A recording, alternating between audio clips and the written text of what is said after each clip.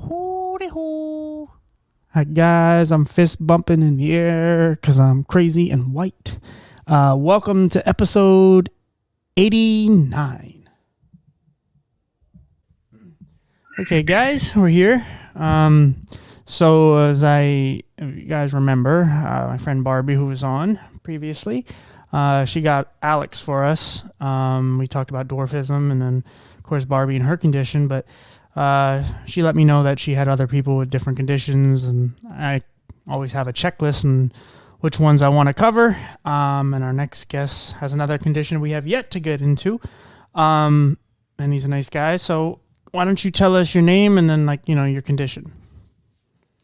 My name is Charles Mickles, and I have a young onset or early onset Parkinson's disease. Okay. Now, what does that mean? Like a young, like that whole thing. What does that mean? Well, typically Parkinson's disease is considered for lack of a better term, an older person's disease. It's something that usually people develop later in life, but anyone that's 50 and under that has developed Parkinson's, they refer to it as young onset Parkinson's, and it has a little different track and effect than a regular Parkinson's diagnosis. Uh-huh. But I received my diagnosis when I was 44. I'm now 46, but I've probably been battling it for over 10 years and just did not realize it. Oh, wow. Okay. Yeah, because a lot of people don't know a whole lot about Parkinson's. I mean, really what people do know is just like Michael J. Fox and, his foundation and just like himself, because he's, the most known person that had it and first person to really come out and just talk about it. But how does Parkinson's affect you on a daily basis? Parkinson's, a lot of people think it just means that I've got the shakes real bad. Right.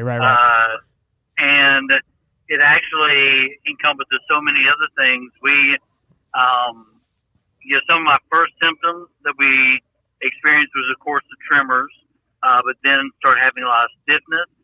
I had a hard time writing, typing. My speech was affected. I would lose balance. And just things like that would happen that, it was hard to put all the pieces together, figure out this is what, he has. And, I'd lose my train of thought. I'd be talking to someone and forget where I was in it. And so it affected a lot of different things at once. And even more so, it can affect, bladder issues, all types of things, as it advances or affects people differently. In fact, it's sometimes referred to as the snowflake disease because each person with Parkinson's experiences it a different way. Wow, okay. Now you said that you could have had it for 10 years and didn't know it. Did you have any inkling of that anything was going on before you got your diagnosis?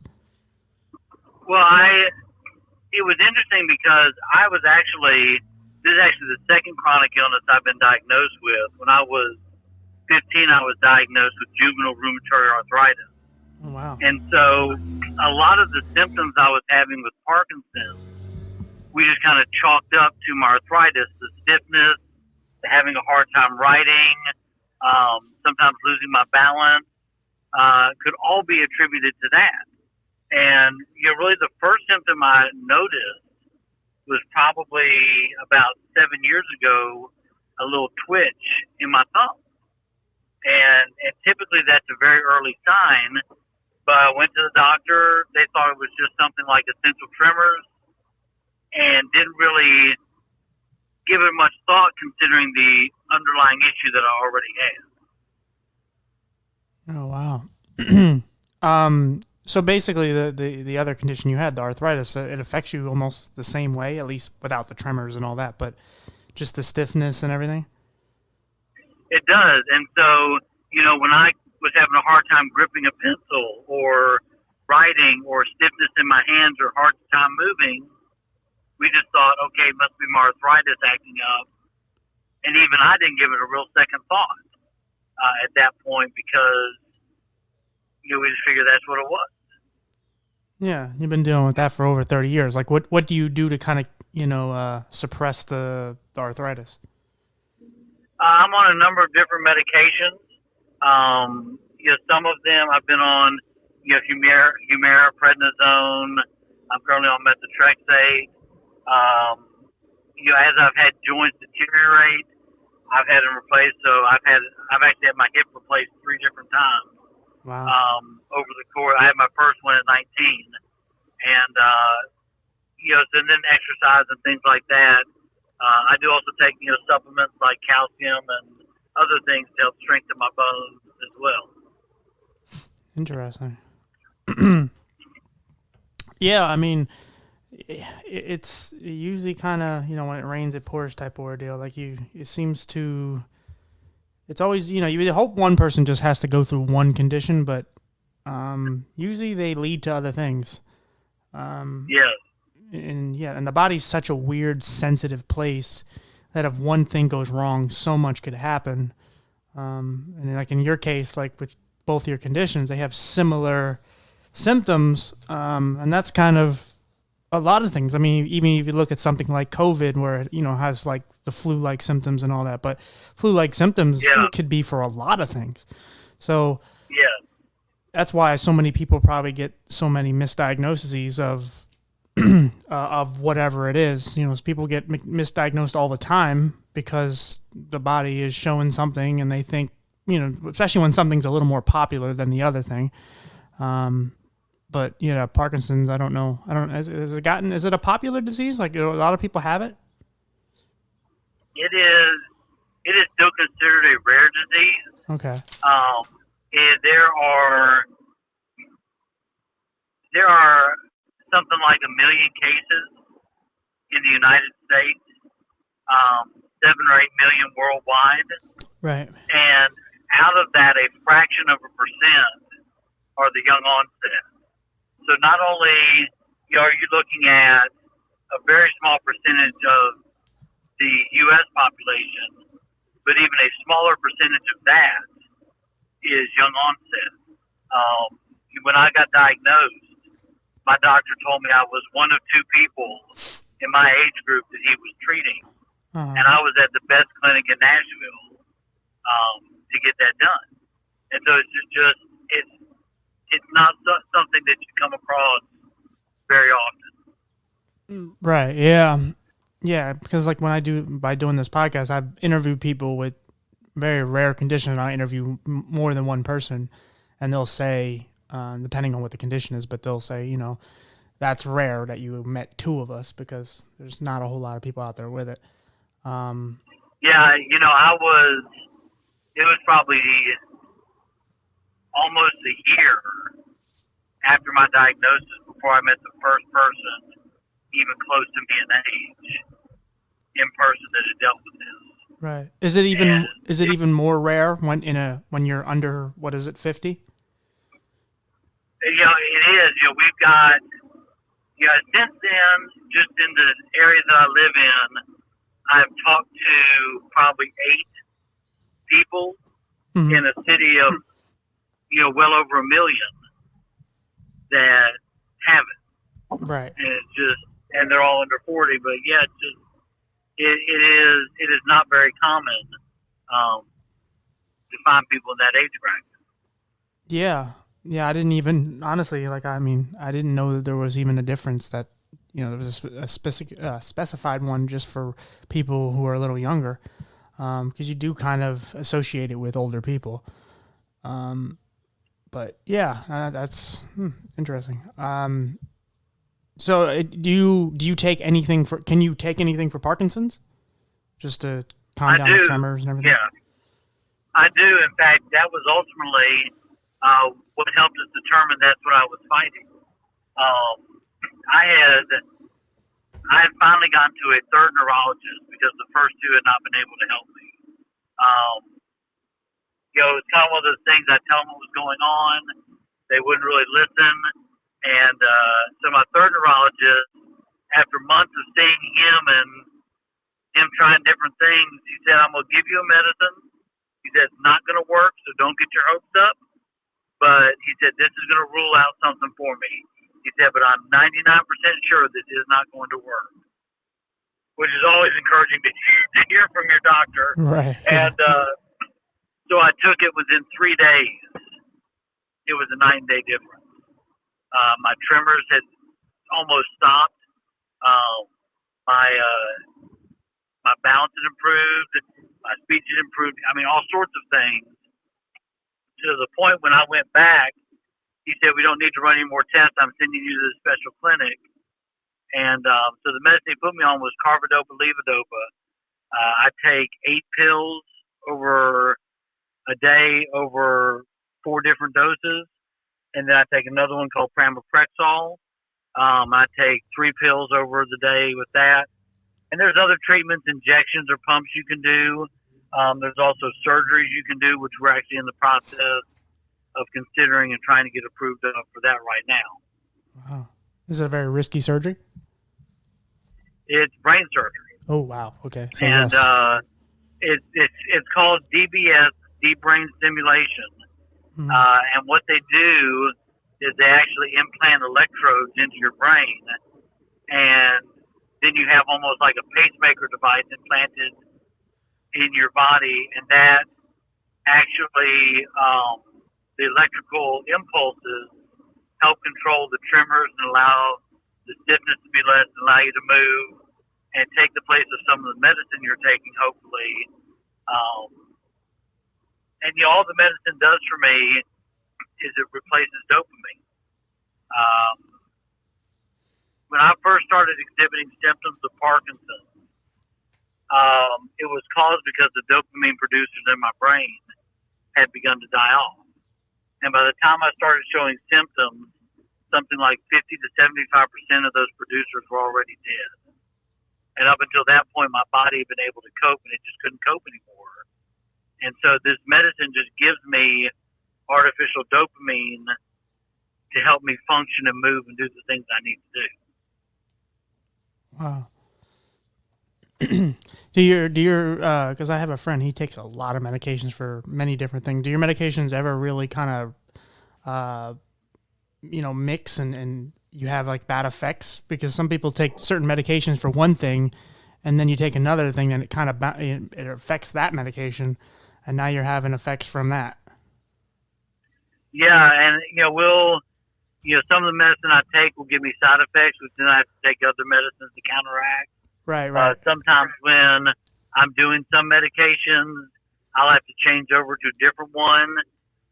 My pharmacist a couple of times has caught, medication that wouldn't be good together. In fact, when I first got on Parkinson's medicine, we began increasing and did not realize that it lowers your blood pressure. Oh, wow. Well, I was already on a blood pressure medicine. And so we're in Cracker Barrel one night eating, and I started to feel a little woozy about thinking, oh, my stomach's just upset. I ate something that didn't agree with me. So we start to leave, and I pass out right there in the lobby. Wow. And it was basically my blood pressure had dropped significantly because we had increased the medicine too quick, and both medicines together just caused my blood pressure to tank. And so, you'll have experiences like that, or times where it's not as effective. If I eat certain kinds of foods or proteins, sometimes the medicine will not be as effective as others. Or if I'm a little late on the dose. And so I have my little pill sorter, and I'm very regimented about what times of day I've got to make sure, to get all this medicine in. Right. Yeah. It's always a pain in the ass. Many times it is. Sometimes I wonder, just how many pills I can take. In fact, my daughter one day, I was sorting my pills, and she looked at me and she said, "Dad, you might have a problem." Yeah, because you're taking medication like an old person, where you got exactly. You got little times and dividers, and you know when you're taking this medication. Yeah. Has anything progressed over the years as far as like when you first got diagnosed for your arthritis? Like, was there anything to help prevent that at the time? And if not, did it get, did medication and technology get better over the years to help you suppress the pain and everything? Both of these, the hard part about these, both of them are progressive. But when I initially got diagnosed, we basically, with medication, were able to shock it into remission so that only my hip was destroyed. The problem was that medicine ate a hole in my stomach, and I had to have emergency surgery to repair a hole so that I wouldn't die. Wow. Um, and so, but then, something as simple as a virus can cause it to trigger. And so, it will move into different joints, and the medicine we take helps to slow it down, but also helps the pain management. So, for me, when I got diagnosed, they said at 40 I would be in a wheelchair. And thankfully, with different operation technology, I'm 46 and I'm still not there yet. And we've been able to slow it down and hold it at bay so that it didn't cripple me at this point. Right. Now you said it does progress, so is it plans that could get a lot worse? Yeah, it can, and I have, it's moved into other joints, and we get treatment regularly to watch it and make sure that we're slowing it down as need to. I love and very thankful for steroid shots when I'm really bad and having a rough time, because those do give a lot of immediate relief and help. And a lot of it just comes to having a good conversation with my doctor. The doctor I have from arthritis I've had since I first got diagnosed for 31 years, and so he knows me inside and out, and knows what we can try, know what we can't, and just really takes good care of me. Yeah, that's always good to build a rapport with your doctor, especially over Definitely. the years when they kind of know you, and it's not just like, hey, who's next on the schedule. And Yes. I've built that with some of my eye doctors, and it's great because you don't just feel like just some random client going in there. And I've let only 2 eye doctors really work on my eyes, and I hate when it's like, oh, he's not here, do you want to try someone else? It's like, no, I don't.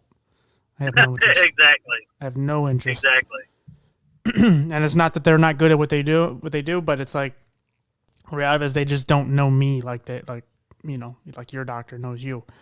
Exactly, and he was actually the one that got me to that third neurologist, because we weren't getting anywhere with the other 2. And I just told him, I called him up, I said, look, doc, I said, what I've walked through. I said, I'm not a wimp.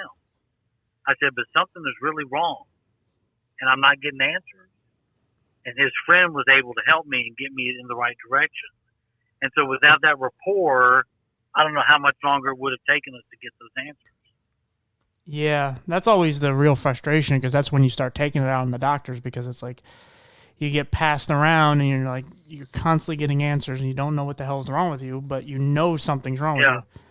And you keep getting, especially in the beginning, a lot of times you tend to get very basic answers where it's like, oh, it's just this, take some medication, boom, boom, boom, and it'll get better. And it just doesn't.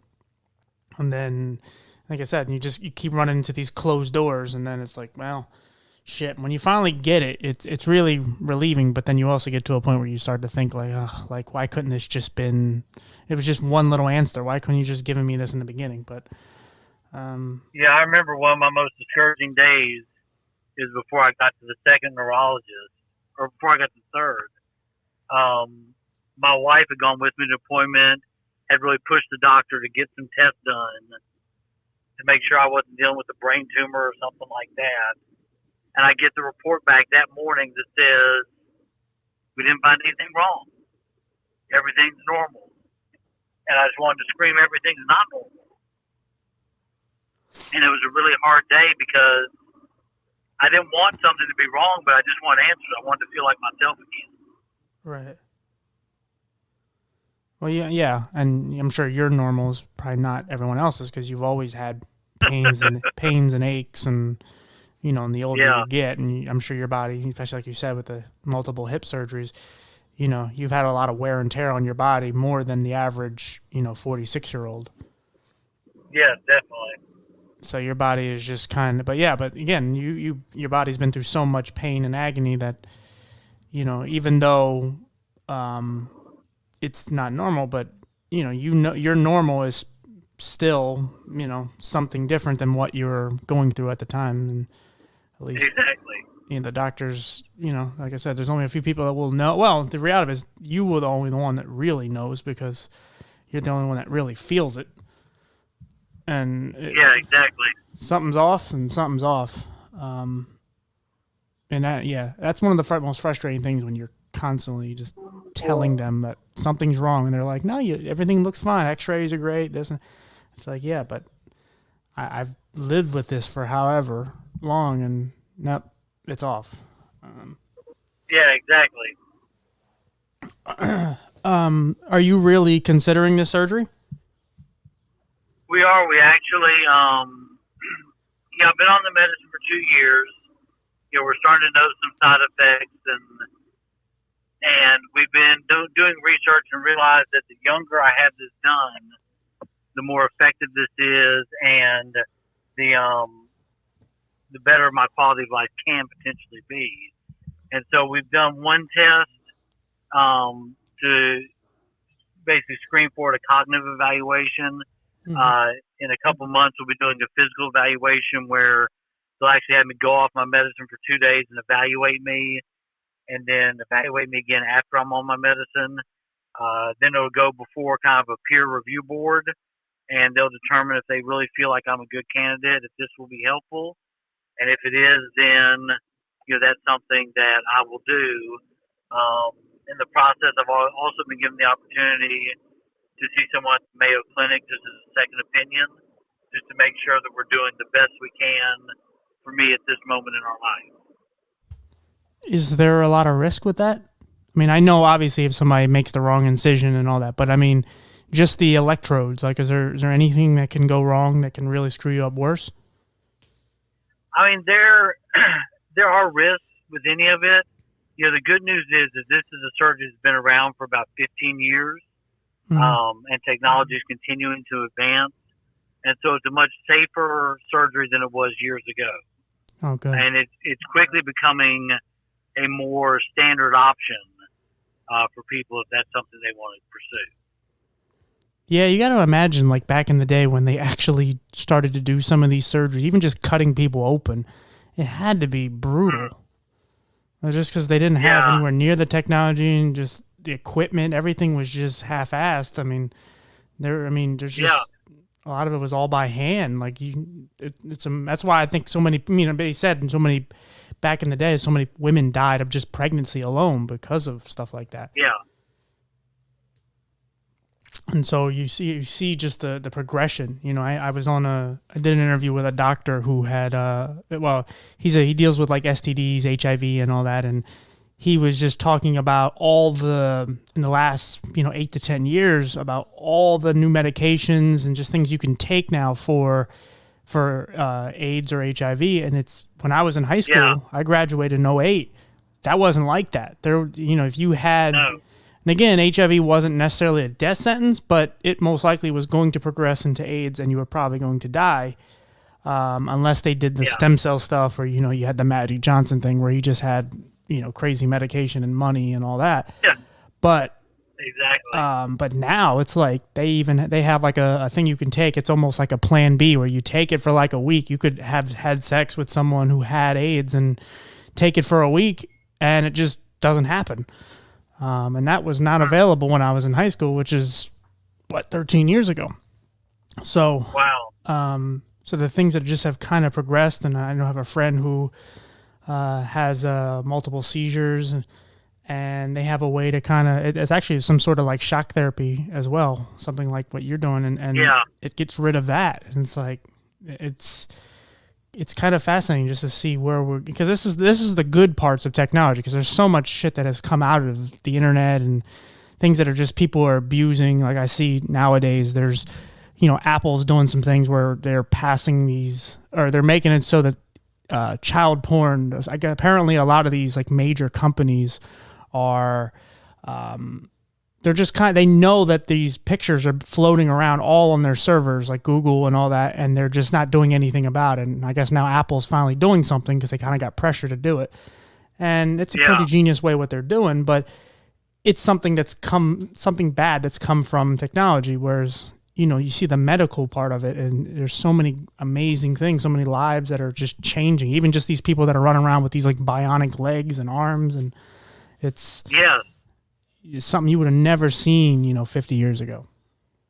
Oh, no, definitely. And that's why so many people just died of you know, like if you had a blood clot, you were probably just going to die. Yeah. And that's one of the good things about living in today's time is, especially, you know, probably for you just being a little bit older, you know, with the disease that I had called Stevens-Johnson syndrome, you know, there's ways to prevent it now, but when I had it, there's nothing you can do for someone who already had it. But you know, just the constant miracles that they've made happen just over the last couple of years. It's just like, okay, we're making real change in that way. It's just unfortunate that all this stuff is so damn expensive. Yes. If you don't have good insurance, you're basically screwed. Yes. A lot of times you are. Yeah, unless you have a good job and you make good money or you can get good coverage, you're basically in trouble. Because, you know, I remember having a really bad panic attack, and I went to the emergency room, and they took me in the ambulance, and I looked at my bill. It was $12.50. Now my insurance covered it, but I could have gotten a cab for $10 and panicked and, you know, made it there. It was just like, Jesus Christ, like it's yeah, I know. It's amazing. It's just that's where we have to get to a point. I get it is amazing, and they do a lot of miracles, and great stuff comes from it. But man, this stuff is way too expensive for anybody to afford.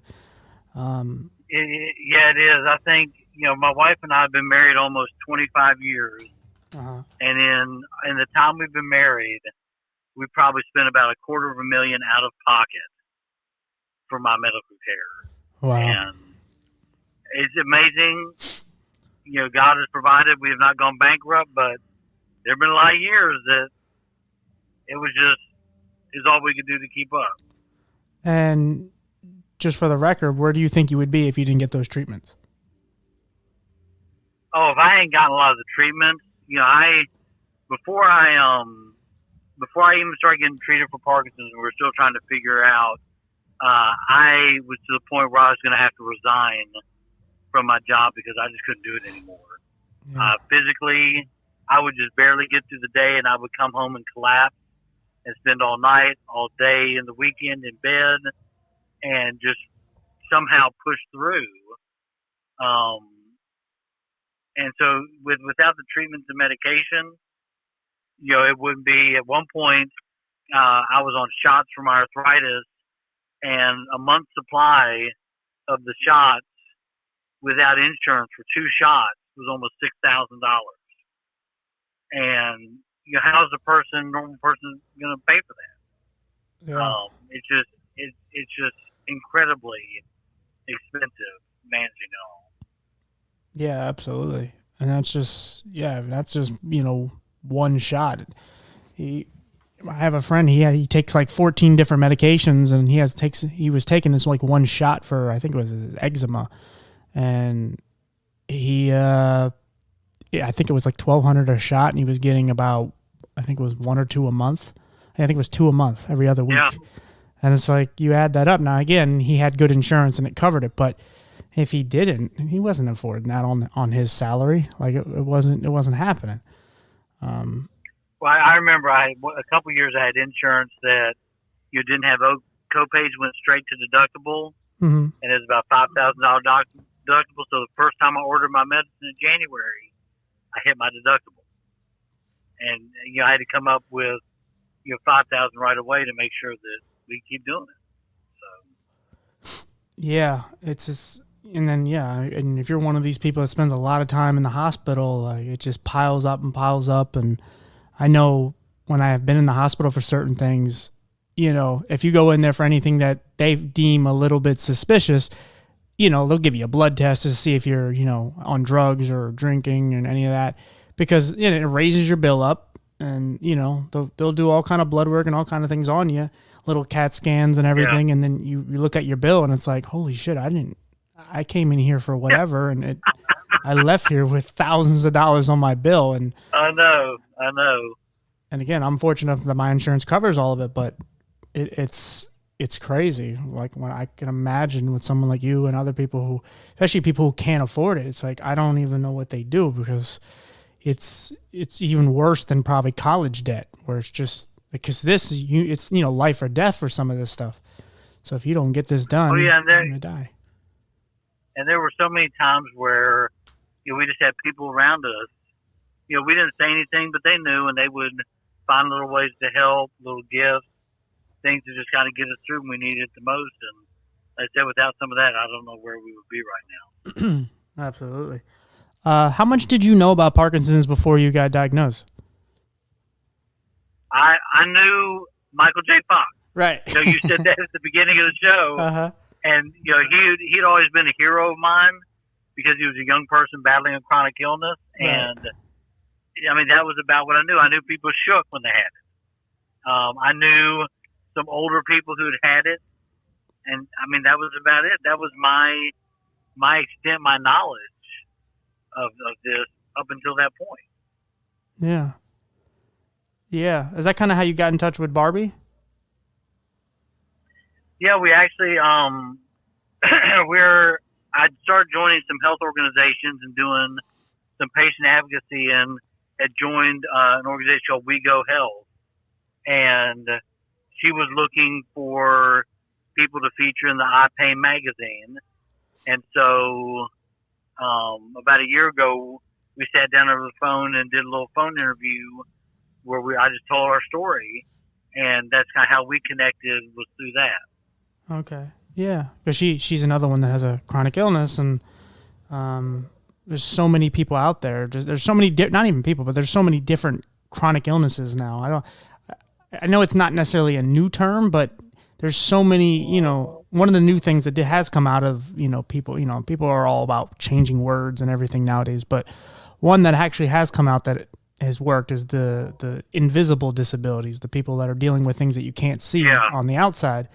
And that's kind of all the chronic illness, and there's more than just that, but mental illnesses. But yeah, there's so many different ones now that it's hard to even pinpoint them all, and so many people are suffering from it. And it's good that there's more and more awareness coming out. I think I'm sure. I don't know, but I'm sure that even just help for one of them probably draws a little more attention to the other, just because they are all kind of in the same category, even though they're different in some ways. Yeah, and I think, what you said, the invisible, if I'm having a good day, Right. Most people would not have any idea Right. that I'm struggling. And that can be hard to, manage sometimes with people's expectations, or, I think some people don't appreciate the mental struggle that occurs when you're fighting your body constantly. Absolutely. Yeah. And I think, even for me, I didn't appreciate that aspect of the struggle as a young man. As I've gotten older, you just realize some days how tired you get of fighting to do even just a simple thing. So Right. Yeah, I've talked to. I know a lot of people with disabilities and interviewed a lot of them, and they basically will all tell you that some of the hardest part of having a disability is everything else beyond the actual disability. It's all the hurdles, everything that's put in front of you. It's the mental health that comes from it, because the mental health is more crippling than the actual, if you become crippled. But the mental part of it is so much worse, because even with me, I battle it all the time. And there's times I just don't want to get out of bed, and I feel okay. Just mentally, I'm tired. I'm just tired of battling all the demons and the shit that's in my head, just saying, "Oh, why are you even doing this? What's the point?" Blah, blah, blah, blah. All the negative things that you run through with your head. And that's the shit that you're just tired and fatigued, and you haven't even done anything physical. Yeah, and that's the hardest part is, anything that I do takes twice or three times as much energy as somebody else. Right. If it's me walking down the stairs, or getting dressed, or things like that. And so by the time I get out to the car some mornings, I'm already exhausted. Yeah. Because it's just kind of taken out of you. And there are days where I'll sit down on the bed beside my wife, and I'll just say, "I can't do this anymore, babe." And I tell her I'm not suicidal or anything like that. It's just I'm really tired of fighting. I'm really tired of being the happy warrior today, and pushing through. I don't want to be in pain anymore. I just want to be done. Yeah. Even if it's for that day, Because we, a lot of time, I'm sure you've done it where we've sacrificed days. We got out of bed. And in my case, whether it was my mental health or my eyes bother me, I just said, well, I know today's going to suck. Today's going to be a bad day. So I'm not going to do much.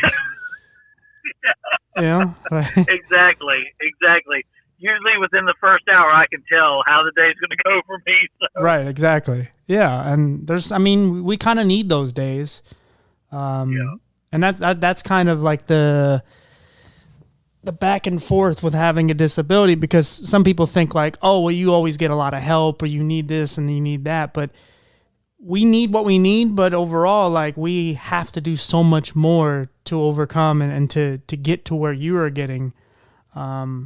And that's like, and that's because that's been a conflict between people with disabilities, where a lot of people are afraid to come out and talk about their accomplishments, like having a job or whatever, owning your own place, because the average person already does that. But you have had to do it with all these hurdles put in front of you, and it was way harder for you. But to the average person, it just looks like, oh, okay, so you got a job. Whoop-de-doo. Exactly. But like you said, like for you, like getting out of bed and on all that is just a challenge. And I'm sure you probably have some stubbornness just being a man. You probably don't want your wife to help you all the time. You want to just do it yourself. Oh, yes. Yeah, we've had more than a few discussions about that. Yeah. I'll say discussions in quotes. Right. Yeah, I hear you. Yeah. And again, it's not, I'm sure she's probably used to it over there. It's just nothing personal, but it's just one of those things where you just, especially as a man, it's silliness, but it's just, we want to try to be tough and try to push through it. And there's times we shouldn't, and we probably should give in, but it's yeah. And I've had both those experiences, and but too, there's sometimes when you don't want to miss out and you're willing to pay the price later to be able to do what you want to at that moment. Yeah. But it is nice, though. I'm sure it's nice to have someone who loves and cares about you that even wants to do it. There's plenty of people that just would let you fall and probably not even help you up. So. Oh yeah, I couldn't do it without her. Right, and that's, again, I'm sure you're there for a lot of things for her, but it's just one of those things where it's just an ego thing. It's just a dumb guy thing we have, and it's just, I don't know. It is what it is. I do. It is what it is. You just gotta kind of suck it up and just go, sorry, honey, like, I love you, but this is just, but and I'm sure you give in once in a while. Yeah. But that's the camaraderie and the love and the relationship that you have with each other. You kind of, you look out for each other. But you've been battling this for so long. I mean, just with your other condition as well. So it's something you're just kind of used to. But yeah, it's one of those things where you're always humbled by it, because you can't ever get too big headed. Yeah. But but it's also, like I said, even though it's humbling and it makes you feel like, okay, yeah, I got this, and whatever, I'll get through it. But there's also the part of it, like you said, where it's just like, I don't want to fucking do this today. Like, can I just have one day where I don't have to do this? It'd be nice. Yeah. It's just. Yes, it would be. But then again, if you think about it, like if you had one day where like everything was normal, you walked normal, all your pain was gone, and then the next day it came back, you would be like, oh, I want that again. Like you would just want another day, and it would just become like an addictive thing where it's like, I just want, because like if all my sight came back tomorrow, I don't know how I'd react. Like it would be cool, but it would be like, is it going to stay like this? And then if it went away again, like that'd be just so depressing. Definitely. So there's so much that goes into it, but yeah, it would be nice to just have one day of just peace and not have to, because it's always like, for me, and I'm sure for you as well, where we have to do so much, we have to exude so much more energy and do so much more that we just want something to go the way it should go, just normally without a fight. And it's like, can we just get something to just go just perfect? One time, just let me have this. Just normal, no drama, no extra effort, just like a normal person. Right. I need $1 million, just some normalcy. Yeah, let me put the bread in the toaster and it's just perfectly crisp. Like something basic. It doesn't have to be, you don't have to wake up and supermodels are knocking on your door. It's just Exactly. Something just nice. And those are the type of moments where it's just, when the little things start going wrong is when you start swearing and punching things and losing it. Cause it's just like, that's when you start going, all right, today I can't do this anymore. It's like you stub your toe on something and it's just like, fuck, like why are we doing this? But how do you keep yourself? I mean, you seem like a pretty upbeat, positive guy for the most part. Like what keeps you going? There's a number of things over the years that have. I was very fortunate at a young age with my parents. When I first got diagnosed, my parents they weren't cruel or mean or anything like that, but they never let me use it as an excuse or a crutch. They never let me get by with just begging off things because of it. And, my dad would tell me every day, he'd tell me, son, God has a plan. And he said, your attitude means everything. And I've never forgotten those two words, those two phrases. And so they've helped me walk through a lot of this. And then I had another friend, even after my Parkinson's diagnosis, look at me and say, how are you going to use this? And realizing that my usefulness was not over, that it would still be difficult, it would still be challenging, but that God could still bring something out of it. And so out of that, I started writing and just basically sharing where I was. Sharing the days where I was really in a crappy mood, or days where I was discouraged, or days where I was frustrated, or days where I could tell a joke about it and laugh, or days where I was encouraged by something that happened, or I learned a lesson, and basically just use that almost as a therapy. Right. And just basically, when other people read what I wrote, whether it be in my blog or a book or that I've written or something, and they said, you put into words what I'm feeling. I had one lady one time say, can I take this and show this to my family so they understand the battle I'm fighting? That to me meant the world, because one, it was someone got it, but two, it was going to help somebody share with those around them that love them. And, then, being okay with the days where I'm not okay. It took me a long time to stop beating myself up for those bad days and realize it was okay for me to have a crappy day.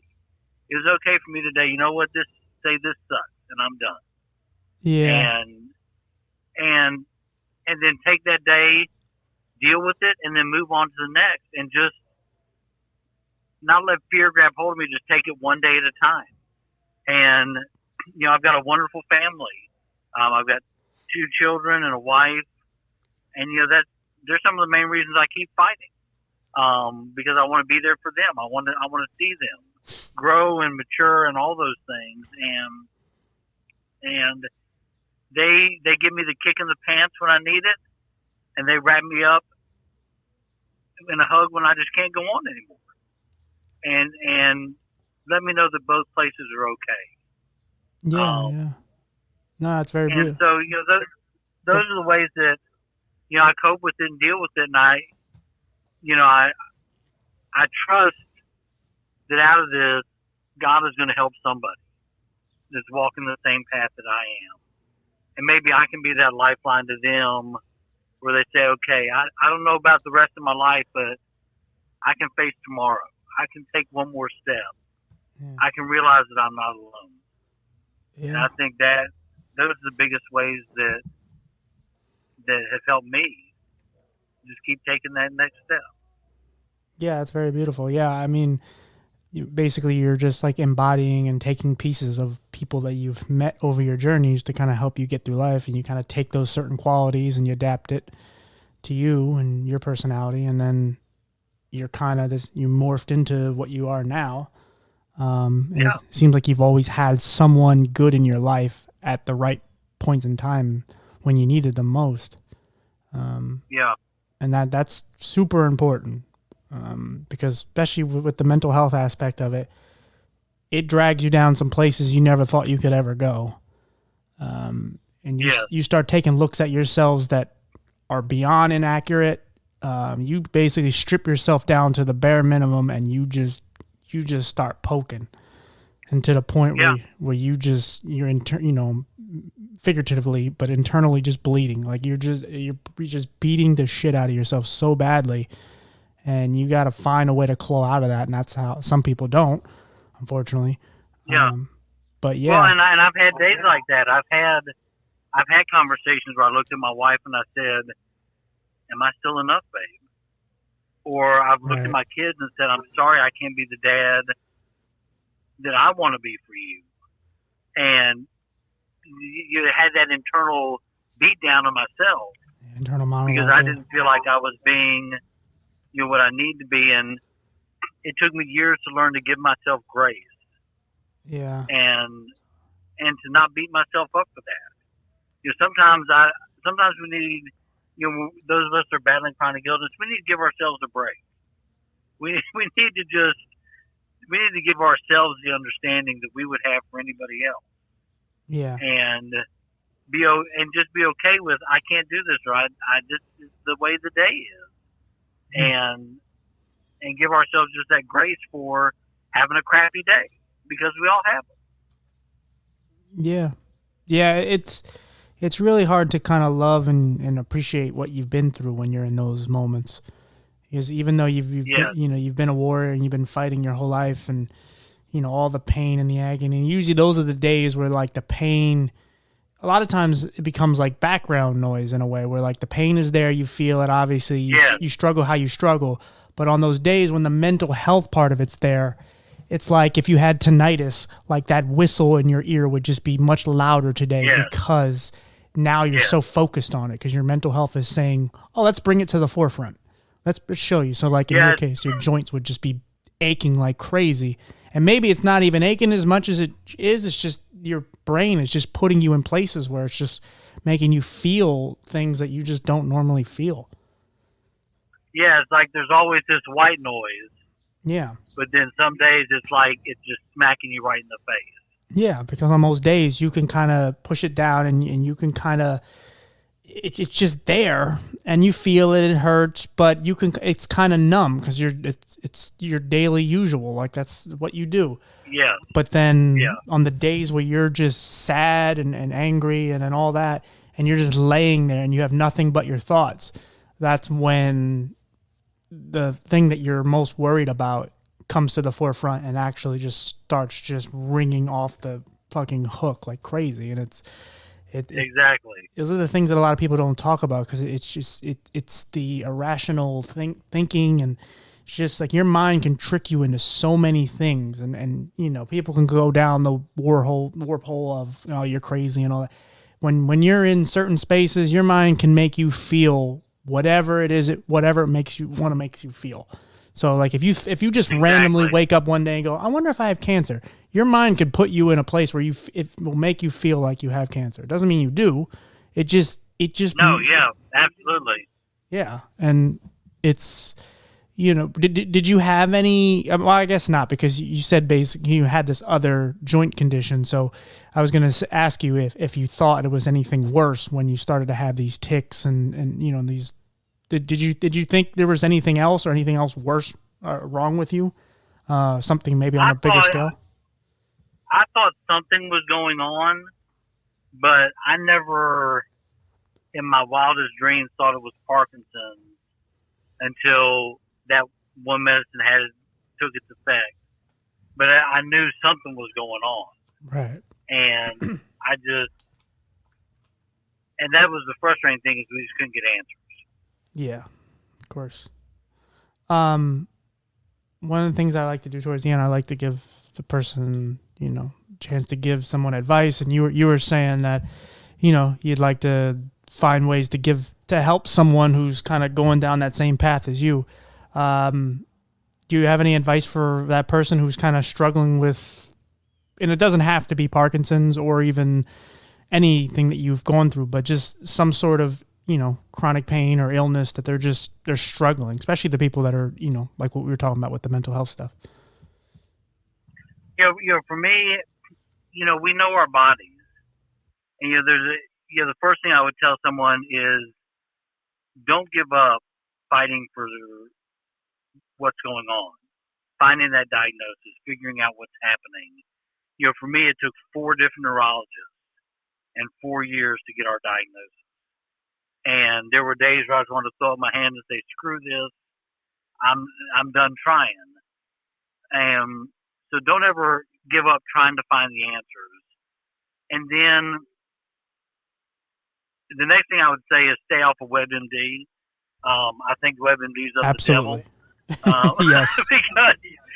because it can give you much more information than you need in that moment. Well, stay off it if you have bad anxiety. Correct. Yeah, you will find nothing good there. And because sometimes when you hear those words of whatever it is, when we heard, the doctor looked at me and said, "You have Parkinson's disease," it was like somebody had just crushed me, because I knew I'd done all this reading about it. I'd done all this. And so I'm thinking worst case scenario and everything that's happening. And I was forgetting that I just need to take it one day at a time. Right. That is the best advice I can give anybody, is don't worry, do what you need to prepare and get ready and take care of yourself, but don't worry about next year or 10 years or 20 years. Just worry about tomorrow and taking that next step, and remembering that there's always reason to hope. There are days that are going to be dark. There's going to be days that it's hard to see, but just take it one day at a time, and always remember that there is hope, and we choose whether to have it. And when we're having a day where we don't have hope, deal with those feelings, and then wake up the next day and try it again. And give yourself the grace you need for those rough days. Because you'll have them, and there'll be days where you don't have hope or you don't have strength. Rest, and then pick it up the next day. Yeah, there's something to say for when you don't even have to sleep. If you just lay there and relax and just do something that makes you feel good, or even if it's watching a show or just spending time with your family, just doing something that doesn't exude a lot of energy, even just mentally. If you can just have a down day where you can just kind of do much. I can't even talk today. Do very little, and just kind of and just enjoy the basic parts of your life, and just kind of just have some real downtime. It does help. But yeah, and realizing that doesn't mean you're lazy. It doesn't mean you're not trying. It doesn't mean you've given up. It means you're resting. And we all need those times of rest. Yeah. We all need those breaks. Every one of us does, whether you're battling chronic illness or not. That's right. Do you have, I didn't ask you, but do you have anything to promote? We've got a couple things going. I've written a book called Mine's Parkinson's, What's Yours? Okay. And the book is just about my struggle, and basically it's taken from the track of my battle is Parkinson's, what's your battle? Right. And hopefully the things that I've learned or the things I've dealt with can help you with whatever you're facing. Maybe it's a loss. Maybe it's a chronic illness. Maybe it's a financial struggle. Maybe it's whatever. We all walk through crap, and maybe this will help you. And we're in the early stages of launching a nonprofit. It's called Facing Tomorrow Ministry, where basically we're just wanting to minister and help people that are walking through difficulty, walking through tragedy or chronic illness, reminding them that they're not alone, that they have hope, and finding ways to help them. And so, I do a lot of writing with that and blogging. So, I have a website called mindsparkinsons.com, and basically I keep a lot of information there, chronic illness support groups, all those kind of things. I have links to those, just again help people have resources, to find what they need to help them take that next step and just keep going. Yeah, awesome. When the episode before it comes out, I'll ask you for all the links and stuff, and I'll put them in there for your book and awesome for your website. Thank you, buddy. I appreciate you for doing this. Well, thank you for having me. Thank you for giving me the opportunity just to to share our story and hopefully encourage others that find themselves walking the same or a similar path. Absolutely. Like I said, we'll keep in touch. If you need anything, just please reach out. But we'll definitely keep in touch. Same for me. All right, brother. I appreciate it. Yeah, well, next time we talk, it won't be about your Parkinson. Sounds great. All right, buddy. You have a good day, all right? All right, have a great weekend. You too, man. Bye-bye. Bye. All right, guys. Yeah, I enjoyed him. He was a really sweet guy.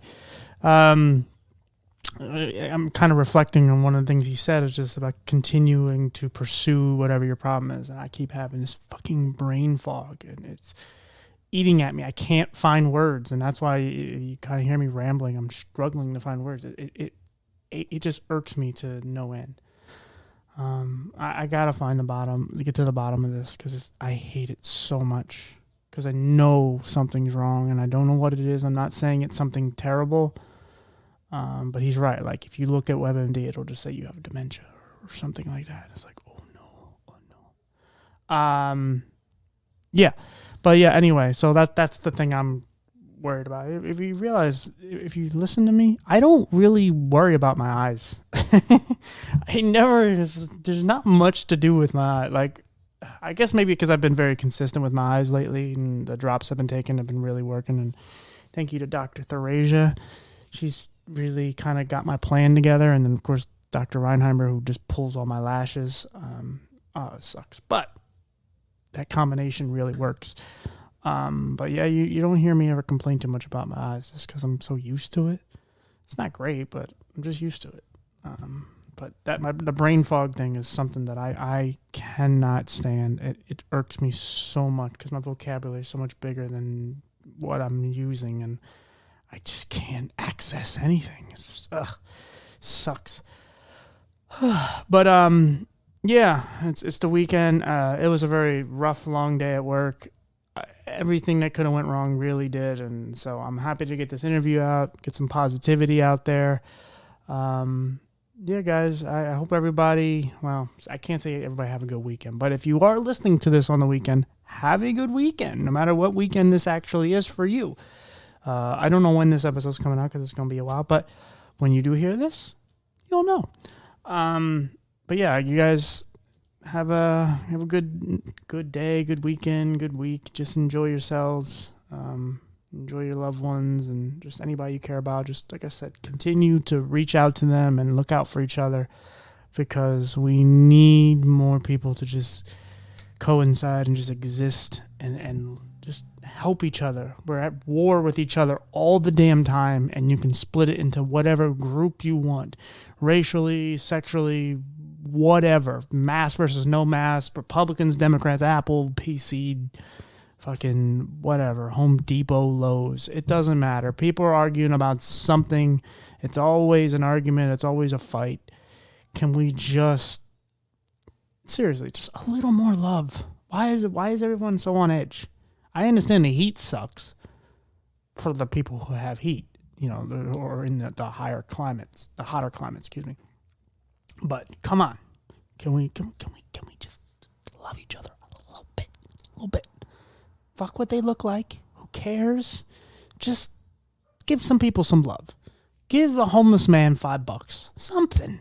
Come on, man. There's too many people struggling. Just be fortunate in what you have. And look, I struggle with that too, but I still try. Trying is something.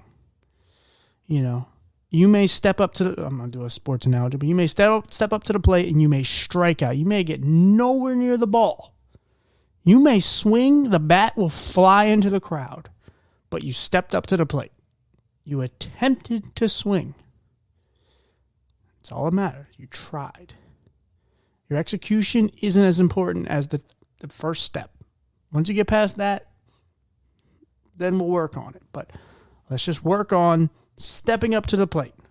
Okay? Okay. See, I'm visually impaired. I most likely am not hitting a fastball. But, never know. But I'm going to try. And that's all that matters. Trying. I never care about everyone's execution. A lot of times it's all about the intention and the effort. That goes for relationships. It's like, You always hear like relationships are 50-50, right? Well, if I put in 100%, that's only 50. If you put in 50%, that's 25. So now we're at 75 at a whole. So not good, So again, effort, intentions, care, words. Let's just try good things. Let's try to support each other. Let's try to give a shit. Like, care about each other. For Christ's sake, everybody just wants to pick a side. Again, this goes back to just kind of loving having a disability where I can see so much more than the average person who has sight, because so many people are so blinded by just ignorance and hatred and greed. I'm not saying I don't have a little bit of all those things sometimes. Sure, I'm not perfect, but I work on it. I work on myself all the time. I am so far from where I want to be, but I'm further than where I was, where I really didn't like myself. So, and that's another thing. Just work on yourself. Try to be a better person. And if there's something you don't like about yourself, and I'm not talking about these like shitty little New Year's resolutions, resolutions type of things. Just find something about yourself. And it doesn't have to just be quit smoking or anything like that. And if that's it too, you should quit smoking because it's terrible for you. But if it's just something about you that you're just like, man, hey, I'm a little sexist. Okay, well, get you some friends of the opposite sex and hang out with them and figure it out. If you're a little racist, that's the thing. Like, people have hatred, and we all have good and we have bad in us. So just try to balance it. Well, maybe not balance it, because you don't want half good, half bad, because that's really not that great.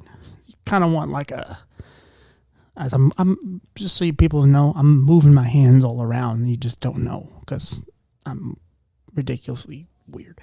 But, I don't know, maybe an 80-20, good, bad. We all have some badness. Just put the bad somewhere where it's not so bad. All right, I'm rambling. I will see you guys on the next one. I don't know what I'm going to do with my couple days off here, but probably do what we just talked about. Not much. So I hope you all have a wonderful week, and I will see you next week. All right, guys.